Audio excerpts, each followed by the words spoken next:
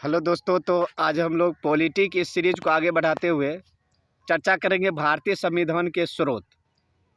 तो देखेंगे कि इस अध्याय में कि भारतीय संविधान जो जिस समय निर्माण हो रहा था, तो लगभग 60 देशों के संविधान से जो है इसमें अवलोकन करके इसमें जो है जो मुख्य बातें थी, जो भारतीय संविधान और भारतीय जनता के लिए उपयुक्त था, उसके लिए जो है उसमें शामिल किया गया है।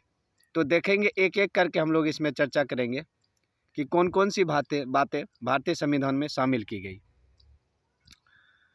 आइए अविलंब शुरू किया जाए। देखिए, सबसे पहला है आपका भारतीय शासन अधिनियम 1935। क्या है भारतीय शासन अधिनियम 1935? इसमें जो है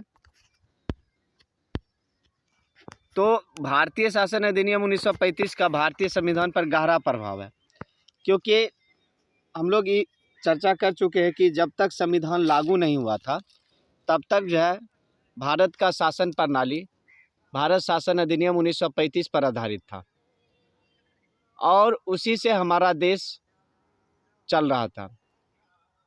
उसके बाद अब इसमें देखिए कि अब जब भारत का जो है संविधान लागू हुआ तो भारत शासन अधिनियम को तो ख़त्म कर दिया गया और 1947 अधिनियम, ये दोनों, और उससे पहले जितने भी शासन अधिनियम बनल था वो सब खत्म कर दिया गया।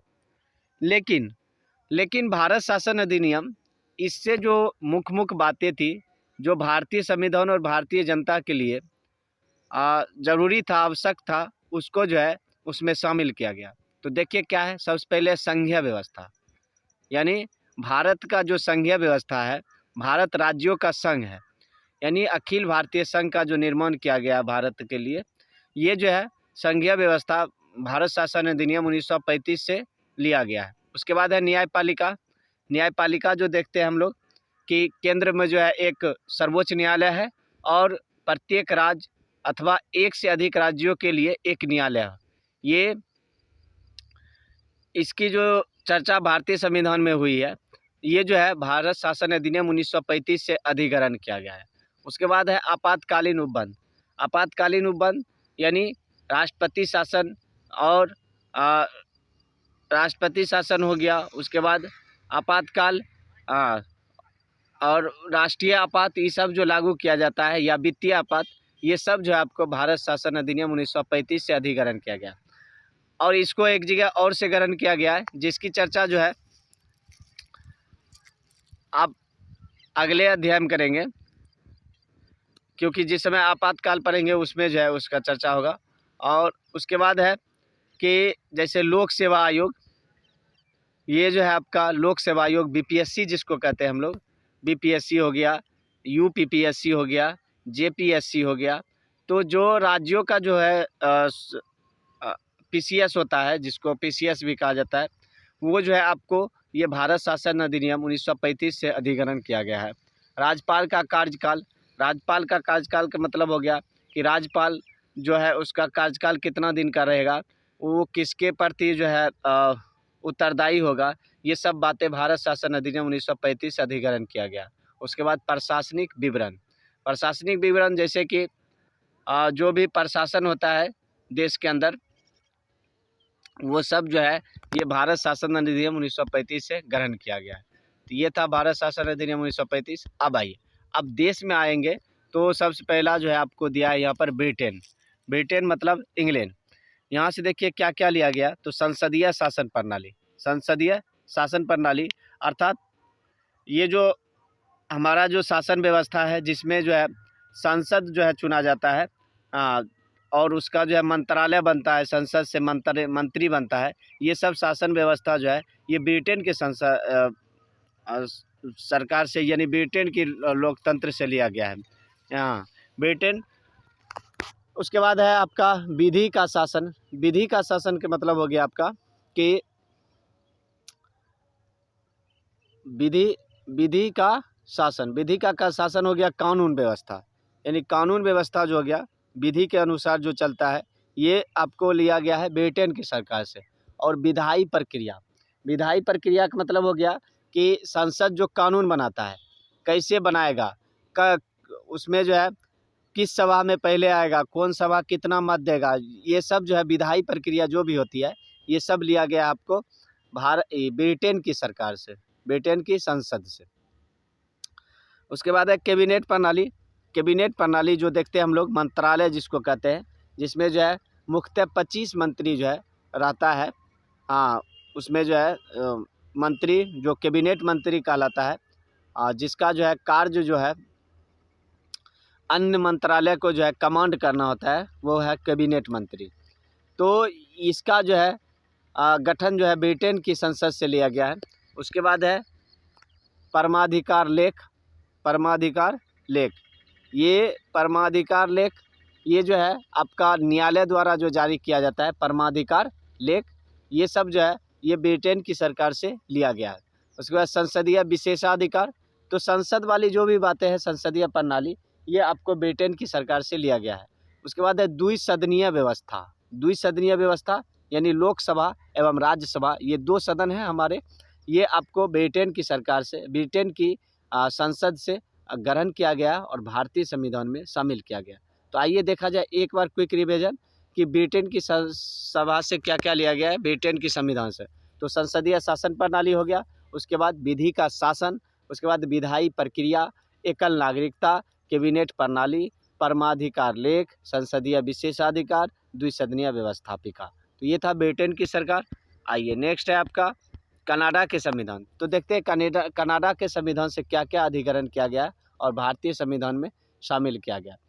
तो कनाडा के संविधान से हो गया सशक्त केंद्र के साथ संघीय व्यवस्था। तो जैसे हम लोग कहते हैं कि भारत राज्यों का संघ है, तो ये राज्यों का संघ वाला जो सिस्टम लिया गया, सशक्त केंद्र के साथ संघीय व्यवस्था, यानी केंद्र थोड़ा मजबूत हो और राज्य पर कमांड हो, इस प्रकार से जो है भारत को जो है सजाया गया है। तो ये कनाडा से लिया गया है संघीय व्यवस्था। उसके बाद अपशिष्ट शक्तियाँ केंद्र के में निहित हो। अपशिष्ट शक्तियाँ का मतलब हो गया कि जैसे जब हम लोग सूची पर डिस्कस करेंगे तो 3 प्रकार की सूची होता है, राज्य सूची, संघ सूची और समवर्ती सूची। लेकिन इन सब सूचियों के बाद भी कुछ विषय ऐसे होते हैं जो बच जाते हैं, उसको अवशिष्ट शक्ति कहा जाता है, अवशिष्ट सूची यानी अवशिष्ट विषय कहा जाता है। ये सब शक्ति जो है ये केंद्र के पास निहित होता है, यही कहा गया है कि अवशिष्ट शक्ति केंद्र में निहित होगी। ये कनाडा के संविधान से लिया गया है। उसके बाद है केंद्र द्वारा राज्यों के राज्यपालों की नियुक्ति। केंद्र द्वारा राज्यों के राज्यपालों की नियुक्ति, तो हम लोग देखते हैं कि राज्य में, सभी राज्य में जो है राज्यपाल की जो नियुक्ति करता है वो आपका जो है राष्ट्रपति करता है, और ये केंद्र के द्वारा किया जाता है राज्य में राज्यपालों की नियुक्ति। तो सभी राज्यों में जो राज्यपाल होता है ये कनाडा के संविधान से लिया गया है। ये संघीय व्यवस्था का जो है एक तरीका सा उदाहरण है कि सभी राज्य में केंद्र का एक प्रतिनिधि रहता है जिसे राज्यपाल कहते हैं। उसके बाद है उच्चतम न्यायालय का परामर्शी न्यायालय।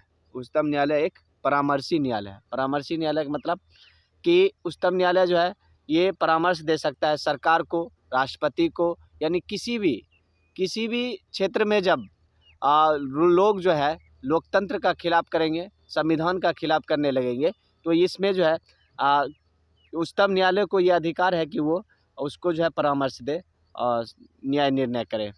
ये कनाडा का संविधान। तो कनाडा के संविधान से देखिए एक बार, तो सशक्त केंद्र के साथ संघीय व्यवस्था, अवशिष्ट शक्तियों का केंद्र में निहित होना, केंद्र द्वारा राज्यों के राज्यपाल की नियुक्ति, उच्चतम न्यायालय का परामर्शी न्यायालय, ये कनाडा का संविधान है। नेक्स्ट है आपका आयरलैंड के संविधान। नेक्स्ट है आपका आयरलैंड के संविधान। तो आयरलैंड के संविधान से देखिए, तो इसमें जो है आपका सबसे पहला हो गया राज्य के नीति निर्देशक तत्व। राज्य के नीति निर्देशक तत्व, ये हो गया आपका आयरलैंड के संविधान। उसके बाद है राष्ट्रपति की निर्वाचन पद्धति और राज्यसभा के सदस्यों का नामांकन। चलिए एक एक करके डिस्कस करते हैं कि ये क्या है, आखिर इसमें क्या कहना चाह रहा है। तो राज्य की नीति निर्देशक तत्व, तो इसमें जो है आपको भारतीय संविधान में राज्य की नीति निर्देशक तत्व दिया गया है। अब राज्य का नीति निर्देशक तत्व है किसके लिए, तो ये सरकार के लिए है। सरकार को कल्याण करने के लिए संविधान में कुछ जो है निर्देश दिया गया है कि सरकार कैसे जनता का कल्याण करे, वो सब जो है आपको राज्य की नीति निर्देशक तत्व में देखने को मिलेगा, जिसमें आप स्वच्छ जल हो गया, शिक्षा हो गया, आवास हो गया, और उसके बाद उद्योग हो गया, रोजगार मुहैया कराएगा सरकार। यानी ये सब बातें जो है राज्य के नीति निर्देशक तत्व में निहित है। ये सब जो है आयरलैंड के संविधान से लिया गया। उसके बाद राष्ट्रपति की निर्वाचन पद्धति, पद्धति का मतलब हो गया कि राष्ट्रपति की निर्वाचन पद्धति का मतलब है कि राष्ट्रपति की निर्वाचन किस प्रकार किया जाए, उसमें कौन कौन शामिल होगा। ये राष्ट्रपति की निर्वाचन पद्धति जो लिया गया है ये आयरलैंड के संविधान से लिया गया। उसके बाद है राज्यसभा के सदस्यों का नामांकन। अच्छा, राज्यसभा में सदस्यों का नामांकन किस प्रकार होगा?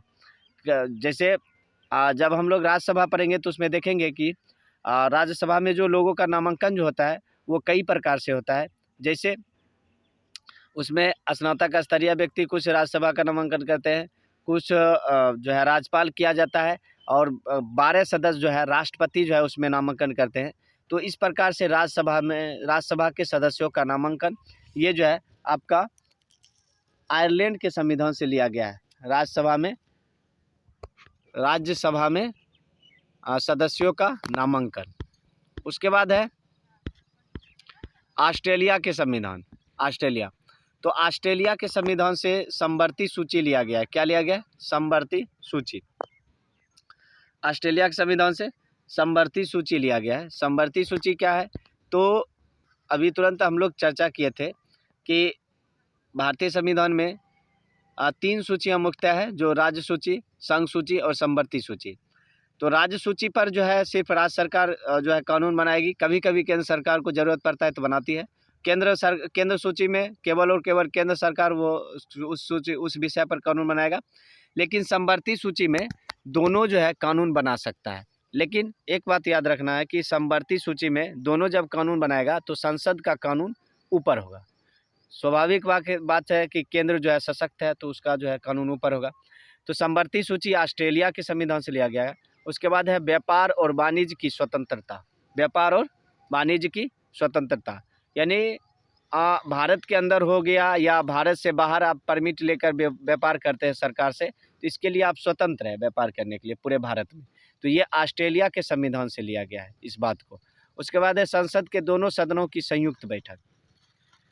तो भारतीय संविधान में कभी कभी ऐसा वक्त आता है कि संसद के दोनों सदन को एक साथ संयुक्त बैठक, अनुच्छेद 108 के द्वारा संसद के सदन के दोनों का संयुक्त बैठक किया जाता है।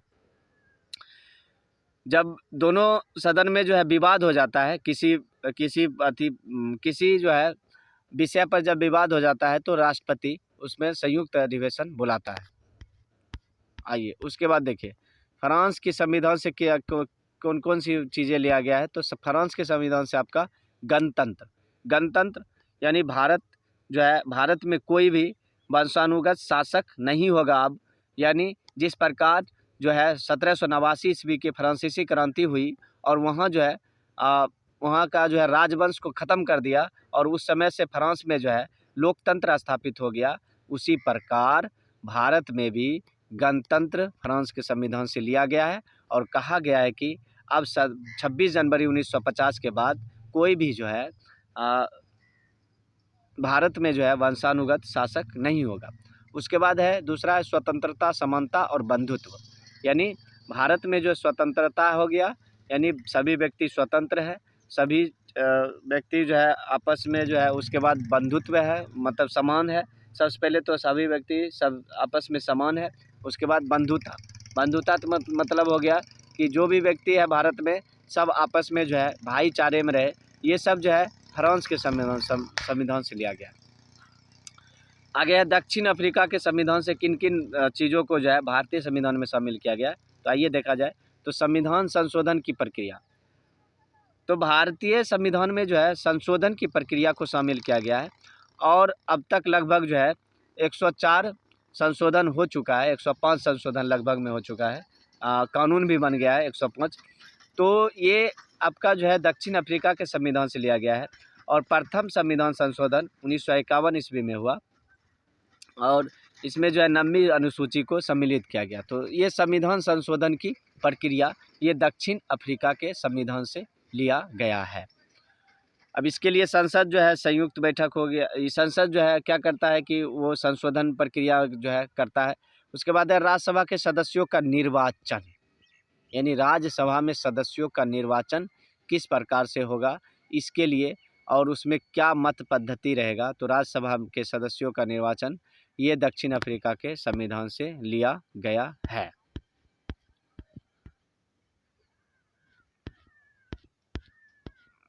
उसके बाद है आपका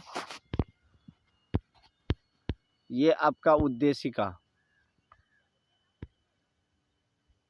चलिए, तो आज के लिए इतना ही। ये अगला चैप्टर है प्रस्तावना। प्रस्तावना हम लोग पिछले वीडियो में ही चर्चा कर चुके हैं और उसका ऑब्जेक्टिव भी करवा दिया गया है लूसेंट का। तो दोस्तों फॉलो करें, सपोर्ट करें और बने रहें, आगे बढ़ते रहे जीवन में, अपने लक्ष्य को प्राप्त करें। जय हिंद।